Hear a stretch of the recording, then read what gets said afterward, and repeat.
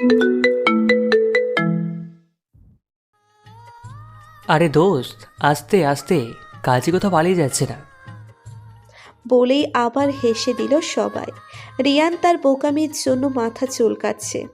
তারপর রিয়ান মুচকি হেসে ঈশার কানে ফিসফিসিয়ে বলল, কি বলেছিলাম না, বিয়েটা তো হবেই, তবে সেটা তোমার সাথে। ঈশা কিছু বলল না, শুধু চোখ রাঙিয়ে অন্যদিকে ফিরে গেল। ভাই, এখনও তো ফিসফিস করিস না তো, বাসেরও করিস, অনেক সময় পাবি তখন। বলেই হেসে দিল। তোরে তো পরে দেখে নিব। ঈশা রিয়াদের কথায় লজ্জা ফিল করলো, আর রিয়ান ঈশার লজ্জা মাখা মুখটা দেখছে। আচ্ছা, আমাদের এখন যাওয়া উচিত। হ্যাঁ, ঠিক বলেছিস। তো চলো যাই, বেশি দেরি করা ঠিক হবে না। হুম, চল। বলেই সবাই একসাথে বেরিয়ে গাড়ির কাছে চলে আসলো। রাত বাজে প্রায় 9টা-10টা। গাড়িতে সবাই এক এক করে উঠে বসলো। ঈশা আর রিয়ান এবারও একসাথে। কি অদ্ভুত তাই না? এখন রিয়ানের মা বলেছিল বোন হিসেবে বসতে, আর এখন বসছে বউ হিসেবে। কি জান, এখন কি আর অসভ্যতামি বলতে পারবা? অসভ্যতামি করলে তো বলবোই। ওহ কামন, আমরা এখন হাজব্যান্ড ওয়াইফ। আমি এই বিয়ে মানি না। মানো কি মানো না সেটা আমার দেখার দরকার নাই, মানে? বাসায় গিয়ে বোঝাবো। ঈশা আর এক দফা শখ খেলো। তারপর আর কিছু না বলে বাইরের দিকে তাকিয়ে রইল এবং ভাবতে লাগলো কিভাবে কি হয়ে গেল। পারবে তো রিয়ানের সাথে নিজেকে মানিয়ে নিতে? এসবই ভাবতে লাগলো ঈশা। ভাবতে ভাবতে কখন যে ঘুমিয়ে গেল জানা নেই ঈশার। ঈশাকে ঘুমোতে দেখে রিয়ান তার ঘুমপড়িকে বুকে টেনে নিল। ঈশাও রিয়ানের বুকে আরামসে ঘুমোচ্ছে, আর রিয়ান এক দৃষ্টিতে তার ঘুমপড়িকে দেখতে ব্যস্ত।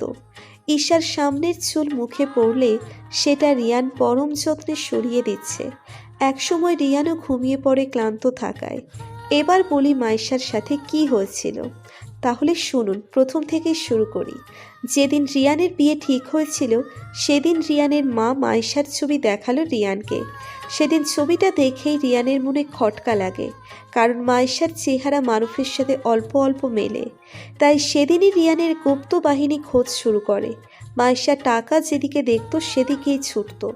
অনেকগুলো রিলেশনও করেছে, ছেলেদের টাকা হাতিয়ে ছুঁড়ে ফেলে দিত।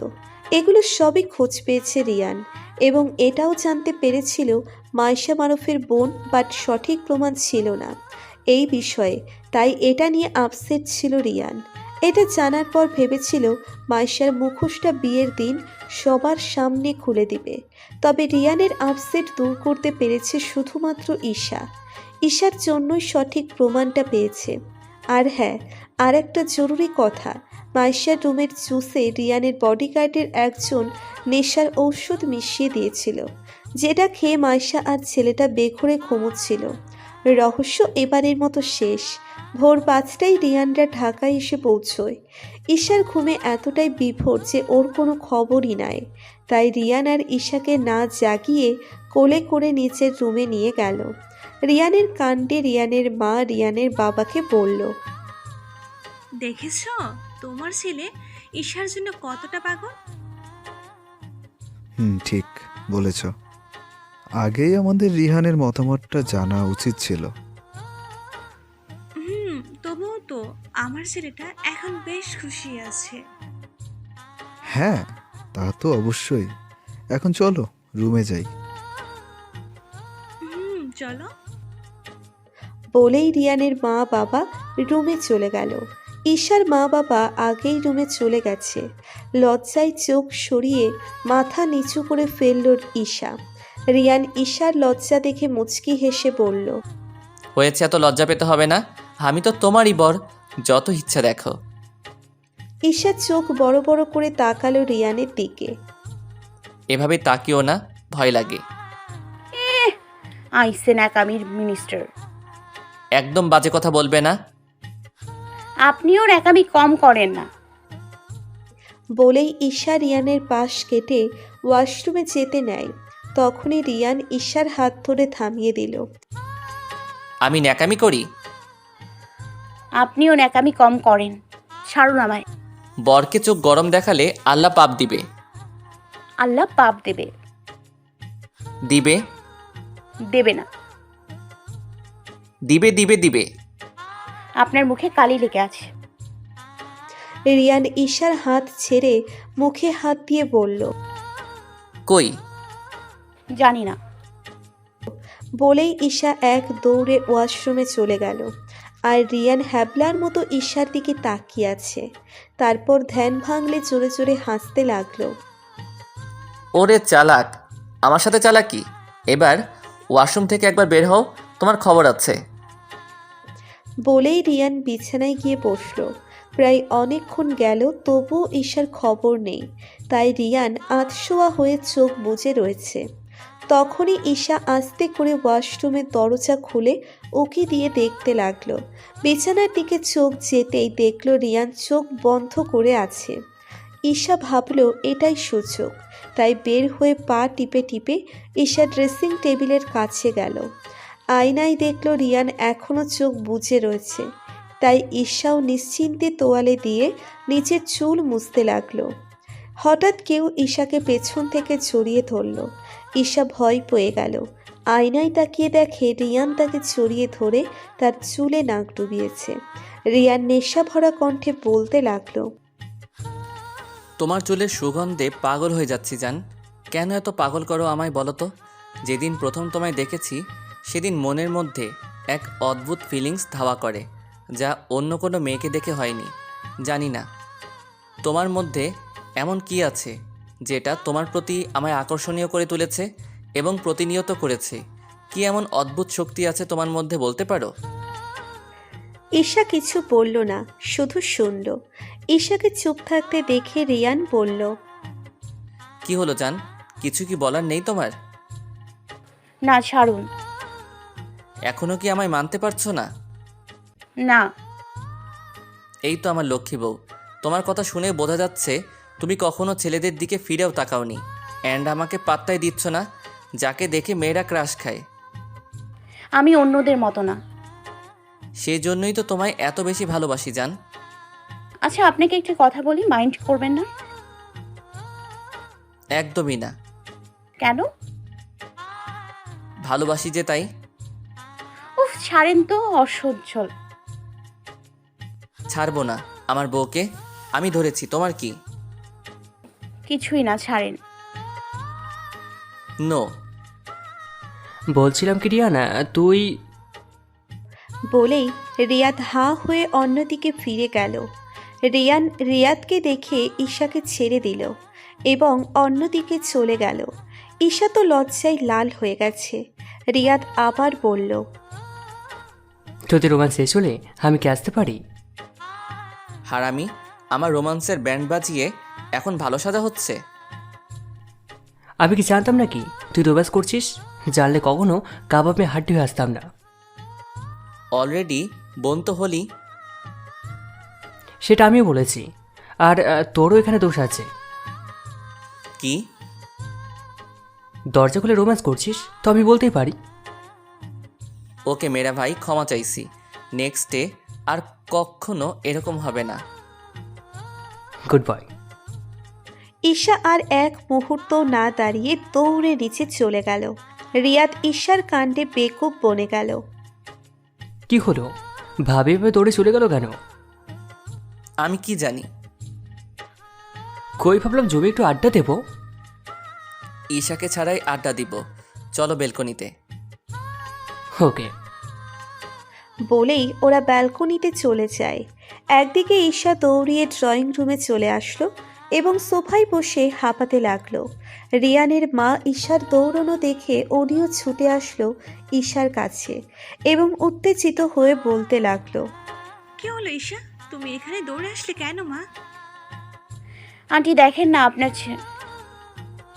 বলেই ঈশা আর তার মুখে হাত দিল আর ভাবতে লাগলো কি বলে ফেলেছিল সে।